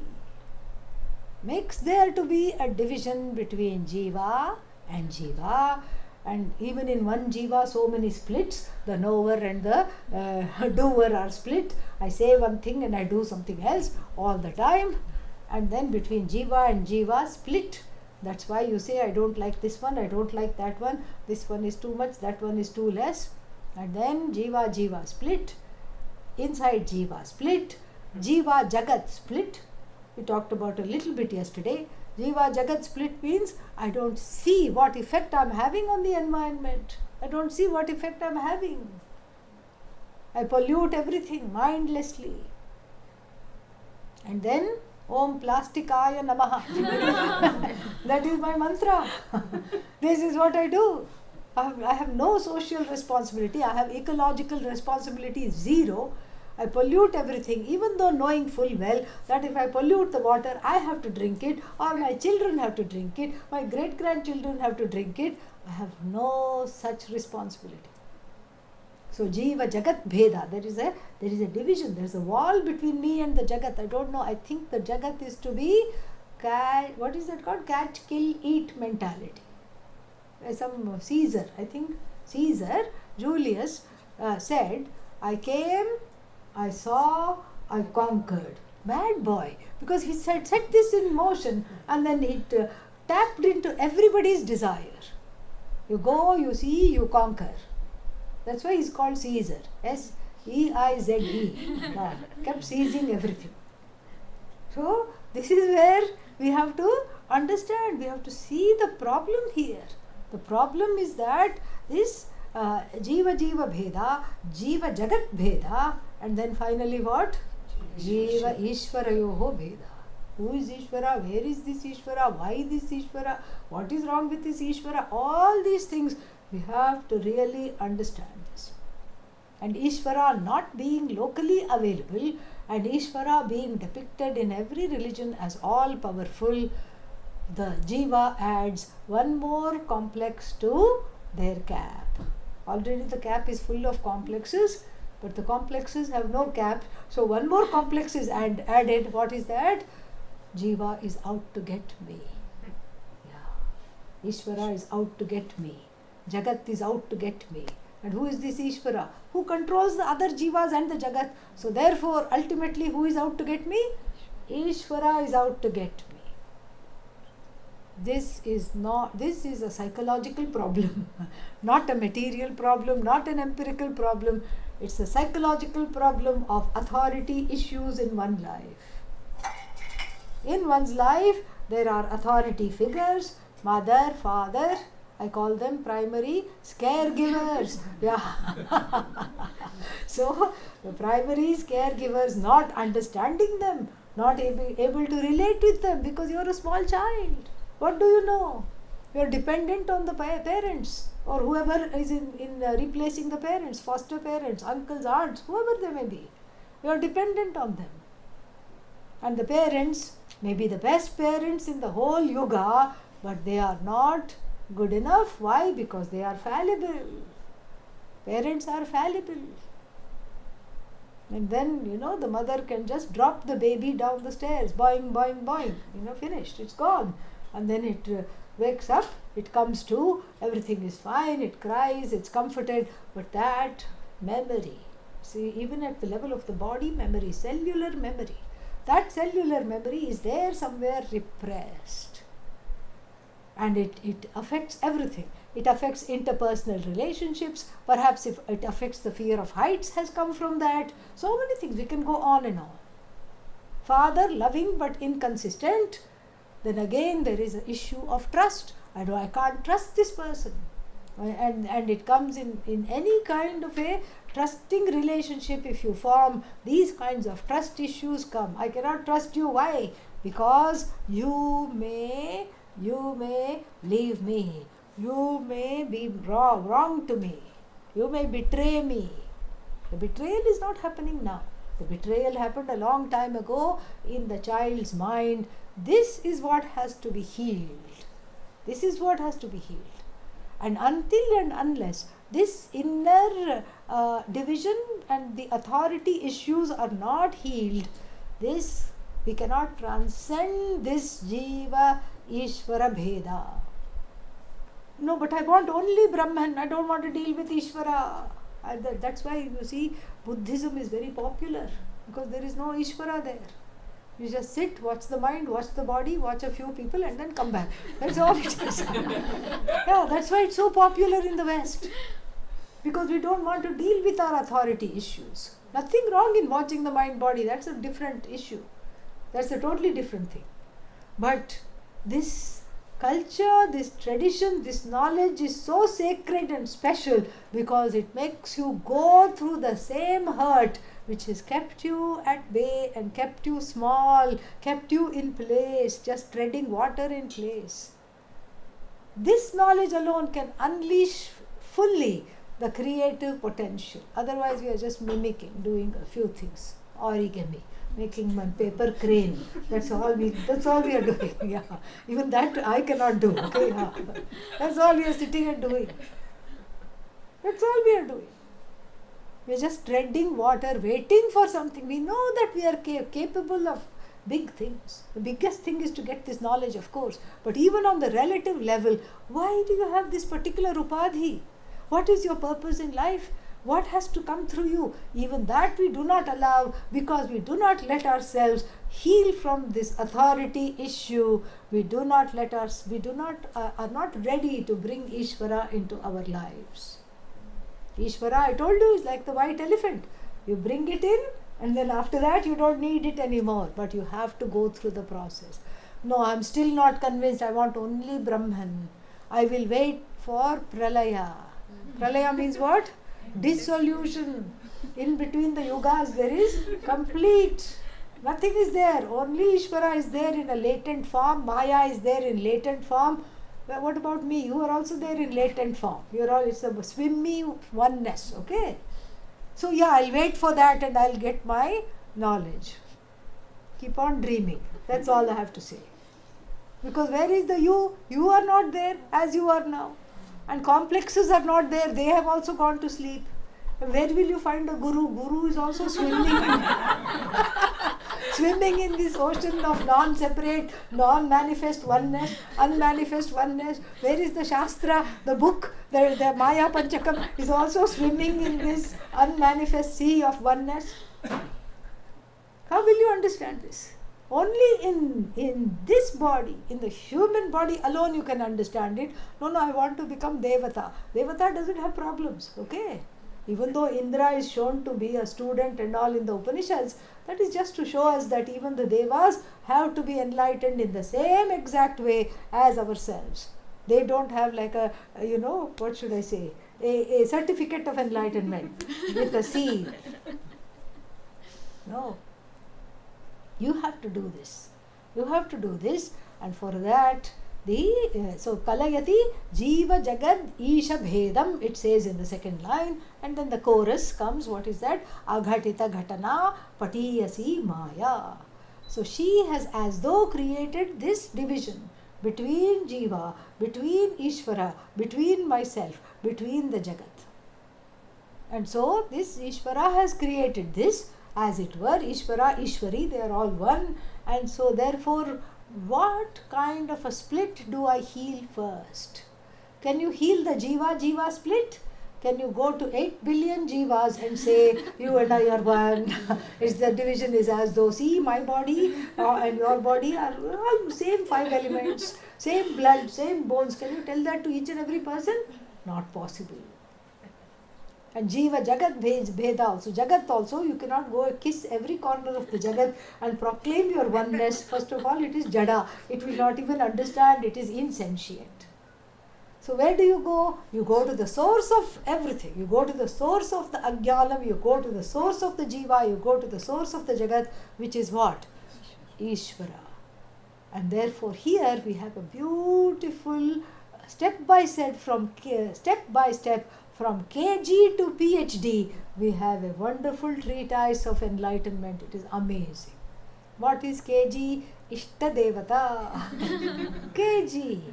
KG of worship, kindergarten. Concept of Ishta Devata. Any Devata you like in any particular form, in any particular way, you take it, you bring it home and you put it on the altar. That's why there will be so many things that people go for pilgrimages, they will bring something and give. And then so many things. I had one great aunt and some Christian padre came to her house and gave her a small cross. And she said, what is this? She said, this is our Bhagavan, he said. And then she put it on the altar and did Abhisheka to that. Yeah, she would put milk, water and put one tilak on it, where the crosses meet, you put one this. So cute it was. Very sweet. But this is our tradition. This is the tradition. You from the formed, you go to the formless. This is how the child in the tradition is told to embrace the forms. And there are many, many forms. And why are there so many forms? Why can't you just stick to one form? Because we have many, many complexes. Yeah. So if you have mother issues, go to Bhagavan as father. Okay? Yeah. Mother issues are there. For such people, they run away from the goddess. They run away. They just go take one look at the goddess and say, this is not for me. And that's an honest assessment. This is not for me. And later on they may come to it. No, but what if I have father issues? Mother goddess. The kind one, the compassionate one, the ever-loving one. Yeah, I'm a little more complex than that. Why? I have both mother issues and daddy issues. Mommy issues and daddy issues. Where do I go? That's why every Devata has a mascot. Little mouse, so cute. Yeah, peacock and mouse, peacock, tiger, lion, so many things are there. And then if you want half and half, Narasimha is there. Half and half. Half animal, half human. Safe. Safe. Because this person cannot hurt me. Somewhere the child has to have a bond. Either you inherit the deity from the parents, or the parents will never object. I have not known a single set of parents in the tradition to object if the child brings one small thing and says, I want to worship this. They will be delighted. Yes, you worship this. But the form is not the form is the playground upon which your formation of connecting to this Ishvara, who is formless, who is ultimately you, takes place. Every formless thing has to be gone through forms only, because you cannot worship the formless, much less you can relate to the formless. No, but I can say, hello Ishvara, hello, that's a form. If you say hello, it's a form. If you say namaste, it's a form. Form doesn't mean you keep on doing all abhisheka and bathing and decorating. You need not do that. So therefore, the KG is what? Make your own Ganesha workshop. This is what we teach in Balaviha. Very easy. The child is given Play-Doh. Make one ball, darling. Yes. 3-year-old makes one ball. And then go pachak. This is the ears. You just press their 2 big ears. And then you turn it around and press in the front. That is the trunk. And then you draw the eyes. And then you make another ball for it to sit on. That becomes the legs. This is ABC of relating to Ishvara. Ishvara is a very sophisticated topic. It is nobody should bypass this. We should do justice to this. We should help ourselves so that once and for all we can be free of this Maya. That's the only way. You take recourse to Ishvara, Maya goes away. Without Ishvarification of the universe, Maya does not go away. Okay, so that is the first step. Step number 2, you get into a routine of worship. The child who makes its Ganesha goes away, doesn't come back, everything, the Ganesha sits there, gathers dust. After a while, the child is told, every day you have to offer water, you have to offer a camphor lamp. The parent will do arati, the child is told to hold the arati because it's too small, you can't let it be with the fire. Hold the arati with me, do like this. Offer some dry fruits, offer whatever you eat, you offer. And then you eat. Step number 2, the regularization of this worship, everyday worshipping. Oh, but it becomes routinized. Doesn't matter.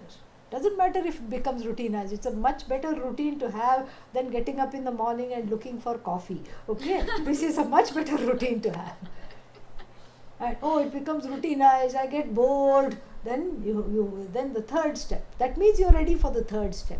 The third step is to chant mantras and shlokas, not just in Sanskrit, but any which language. The child at first, 7 or 8-year-old child, 1 or 2 shlokas you can teach. But after that you encourage the child, just talk at the altar. And the child will start talking. I used to talk. I used to talk at the altar. I used to say, today I had a terrible day. Today I did this. Today I did that. So Bhagavan becomes like a super therapist. Bhagavan in the form of someone who is alive. This Bhagavan, this Ishvara has to be live for you. And then you grow. Talking, you grow. You are still doing the worship, whatever little bit you have told as yourself for worship. And then a day comes. When do you know that this relationship has become real after being this routinized thing? A day comes when you're in a rush. You forgot to offer your dry fruits. You run out of the house. You're already late for a meeting. Then you say, oh no, Ishvara is hungry. I did not feed the altar. You take the time, you drive around, you make a U-turn, you come back, you do this. That day the relationship is clinched. It's a very beautiful emotional growth. Because in your heart now you have minted yourself as a devotee. And this devotee is safe. Na bibheti kadachaneti. This devotee does not get scared. Does not look upon Ishvara as the fixer-upper, no. Knows that as long as I'm connected to you, nothing can touch me. I become like Teflon. Everything just drops off, goes away. That is the next step. And then you remain in this step for a very long time. And then after that you ask questions. The fifth step is to ask questions. Who are you? Who are you? You are the one giving me karma phala. You are the one giving me self-growth. Who are you? Then when you start asking the question, who are you? That means you are ready for Vedanta. Oh, I thought that began with who am I? That also. But who are you? If you ask Ishvara, you are a jignasu, you are a mumukshu. Because you are seeing Bhagavan not as a crutch anymore. Whole life Bhagavan was a crutch. Bhagavan was a means to an end which is outside of Bhagavan in the form of money, fame, life, etc. Now when I ask the question, who are you? Who is this Bhagavan? Then I am not making Bhagavans into a means for something else. Bhagavan has become the end for me. Then that is the next step. And then after that, I start to worship madly. What is the worship? Shravanam is the worship. Mananam is the alankara. Nididhyasanam is the arati. I worship, I meditate, and I connect myself to Vedanta, because Vedanta is the ticket to understanding this Ishvara. So I learn to worship completely Vedanta Shastra. Then the next step is the Ishvarification of the whole universe. The whole universe I start seeing here an Ishvara, there an Ishvara, everywhere Ishvara, Ishvara, Ishvara. Old Mac Jiva had an epiphany. Yes, had an epiphany. Ishvara here an Ishvara, there. Everything is Ishvara. My own karma, Ishvara. Karma phala, Ishvara. Here goes Ishvara, there goes Ishvara. So first we have, you see, I'll put it now in Sanskrit. We will understand this very well. First, as a child and as an adolescent, even as an adult, for a long time we worship Ekarupa Ishvara. Ishvara in one particular form we learn to worship. Then we grow into worshipping Ishvara, Aneka Rupa Ishvara, many forms Ishvara. Then finally what? Arupa Ishvara, formless Ishvara. How do I worship the formless Ishvara? You don't. You are this Ishvara, you understand, and yet you are worshipful of Ishvara in all the names and forms. You are still continue to be worshipful. And this is how this Jiva, Jagat and Ishvara Bheda we overcome. So all these steps we have to remember, and not only remember, we have to put it into practice. These steps are not for our children and grandchildren, these steps for whom? Ourselves. Because the children will learn. After you model the correct attitude, they will learn. You see how sophisticated it is? Yes. So this is how the Mayapanchakam begins. OMG, how does it end? We'll find out next time. Om Purnamadah Purnamidam Purnat Purnamudachyate Purnasya Purnamadaya Purnamevavashishyate. Om Shanti Shanti Shanti. Harihi Om Shri Gurubhyo Namaha. Harihi Om. Come, say a few words. Has the delusion gone? Say yes even if you don't want to.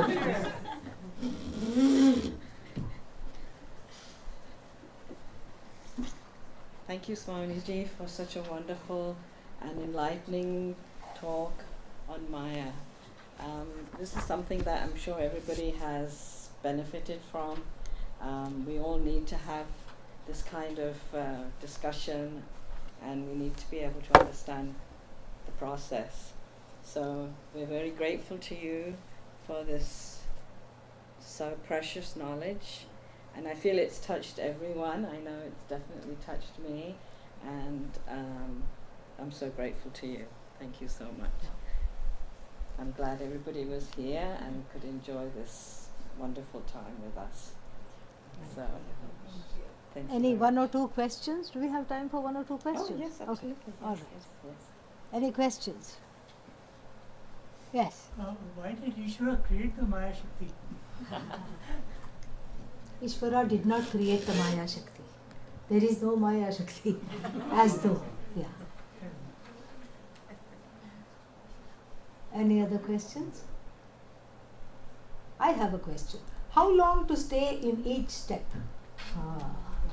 As long as you need. This is not like your regular KG, PhD. Don't be in a hurry to graduate, because one may fail, 0 marks. If you're in a hurry to graduate, you may fail the previous class, and there is no shame in going back to the previous class and revisiting the worship. It is not idol worship, it's Ishvara worship in a particular name and form.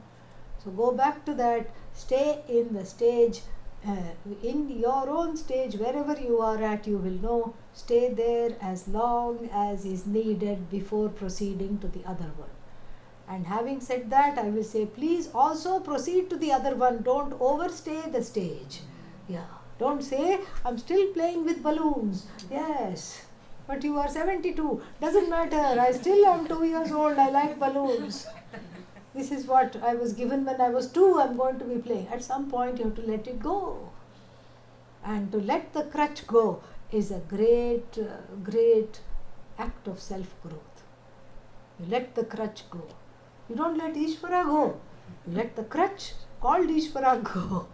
Yeah. Yes. I just want to clarify my understanding. Yes. So as a child, when you're born, Yes. because just the process itself, you may have some authority issues. Everybody will have. Yes. So without Ishvara model, so the thing you said with the Buddhism, so there are many such things they don't have Ishvara model. Yeah. It will be hard if there's no, It's very hard. because when you do, yeah, that's the part of what happens if you don't have the Ishvara model. Yeah. What happens if you don't have Ishvara model? There is psychotherapy. Yes. No, they Yeah. stuck with this. No, they may not be material stuck. world. They may not be. Yeah, they may. It may be harder. All this material It's world. harder. It's harder, much harder. You can go through therapy, you can go through something, you can do that, but really that's all a relative solution. You're absolutely correct. The absolute solution to authority issues is Vedanta. And Vedanta tells you first thing to relate to Ishvara, to have a relationship, then you can let go of the relationship. Remember the story of the extra elephant. That's all it is. So Ishvara therapy, like we call it, or the KG to Yeah, PhD. KG to I PhD. just want to have a better understanding. So the thing is, it's kind of you have an authority that is your Ishtadevta. You relate to. You relate to So it. there's a love. There is a love that overcomes the authority issues. Yeah. That is a Yeah. the logic. There is a love, there is a reverence, there is a devotion, there is a longing, and you focus on all that, and that bypasses the authority issue. Yeah, so which you may not have if you have it on yet another material. Yes, Yeah. you won't have it. I see. Right. So the idea of wonder is beyond reverence in a way, I would think. Isn't it? It's a form of reverence, I would say. Okay. Yeah. Can you elaborate a little bit Yes. on that? It's just, like if you look at small children, if you look at small children in your life, nephews, nieces, grandchildren, they're always in a state of wonder. Unless, of course, they have been treated badly or something like that, or they're having a bad day, that's different. Generally, a child is spontaneous, ready to greet the day. And even a small thing, it goes, ha, ha, ha. And as we grow up, what happens? We become jaded, faded jivas. Yes. Because of these divisions and because of the identification with Atma Ajnanam, which is still in a nascent stage in the young ones, so we become completely jaded. We miss that miracles and wonder in our lives. We are looking for miracles. And that is a sad thing, because when you look for miracles, you know what happens? You are outwardly focused. First you were a material hunter, now you are hunting for materials, and now you are a miracle hunter. It's still outwardly focused. The greatest miracle is you. That this knowledge is there, that is a miracle. That this knowledge can take away Ajnanam, which is Anadi, another miracle. And of course, the final miracle, Kathopanishad says, is Shrutva api naveda kaschit. Even after telling 100 times, you don't understand. That's the last miracle. That too is a wonder. That too is Ascharya. Great, I'm not telling. Kathopanishad said. Yeah. Bhagavad Gita said. That is also an Ascharya. So to be in a state of wonder is actually a hallmark of an Atmajnani who is alpatushtaha, alpena tushtaha, who is happy, yadrichha labha santushtaha. The one who is happy getting anything, not getting also happy, getting also happy. So this is something we can practice, because when the ragadveshas go down, and the ragadveshas go down, the more worshipful I get, the more I recognize Ishvara in everything, including my karma phala. Ragadvesha goes down, the eclipse of ragadvesha goes down, the wonder comes up. Yes. Then I wonder how I was like that before. That itself I wonder. It's everywhere there is a miracle. You see signs, you see miracles everywhere in everything, and the whole life is such a wonder. You are refreshed and recharged again. It's something to be cultivated. You have to cultivate that state, that disposition. The disposition, the spontaneity of the child, the spontaneity of the jnani can become a sadhana for the jnani wannabe. For the wannabe jnani, I pretend as though I am a jnani and I look for wonder in everything. Even medical doctors now tell you, please have a gratitude journal. Please have an attitude of gratitude with everything. That's what I have to do. I have to cultivate this. Very, very important. Can't bypass this. Attitude of gratitude. Gratitude is a precursor for wonder. I don't take people for granted. I don't take things for granted. I don't take anything for granted. And I suspend the preferential expectations, the preferences and the prejudices. Even if I'm not able to let go of them for the time being, I suspend them. To the extent that I'm able to suspend them, to that extent I'm able to enjoy my life. And even I become a wonder to everybody else. That's wonderful. Yeah, I become a wonder. They say, oh, this person is always like this. So then, even if you were worried, I'll not have many friends. In fact, you have more friends after Vedanta than before.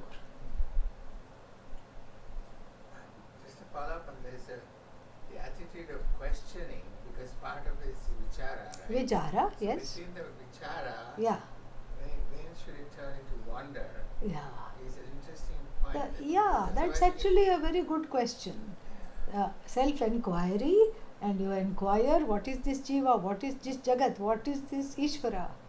And then the answer to those questions should get you to a place of wonder as you discover, but sometimes people get stuck in the vichara. I become a constant skeptic. I become, I grow old, I become in the shape of a question mark. So that must not be the case. If I remember, perhaps this is the way to go about it. If I remember the questioning is for the sake of the wonder, then I will have a different attitude rather than a permanent skepticism, a permanent doubt. Who is this Ishvara? What is this Ishvara? Why to go to temple? Why would you see? Some people are like that. They are born interrogators because they are worried about not having things under control. This is again all a childhood problem. So because one is worried about not having things under control, you control everything by asking questions, by getting information. Information is power, information is control, power is control. So the control king, the control queen is formed in this way. It's again an authority issue. It's again a this. So healthy questioning. That's why it said in the Bhagavad Gita, verse 34 of chapter 4 says, Tad vidhi pranipatena pariprashnena sevaya upadekshanti te jnanam jnaninas tattva darshinaha. The Bhagavad Gita in this verse says, have healthy questioning. Not so much that you, what should I say, you are not ready to receive the answers because you're questioning all the time, you're questioning the answers also. So therefore it says not prashnena, pariprashnena. It should be an all-round, well thought out questions. And what are the questions based on? The analysis and the questions have to be based on Shraddha in the Shastra.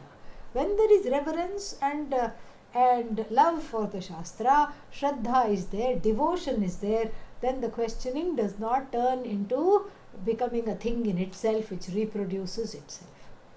It's the questioning, all right, but I question and then I take seriously the answers that the Shruti gives. And if I don't understand, I don't question again. I go back and sit with it, contemplate on it until it becomes a wonder, until I have an epiphany. That is why in the 3rd chapter of the Taittiriya Upanishad, Bhrigu goes to the father Varuni and Varuna, and Bhrigu goes to Varuna and then asks some question. Varuna sends him away and says, think about this.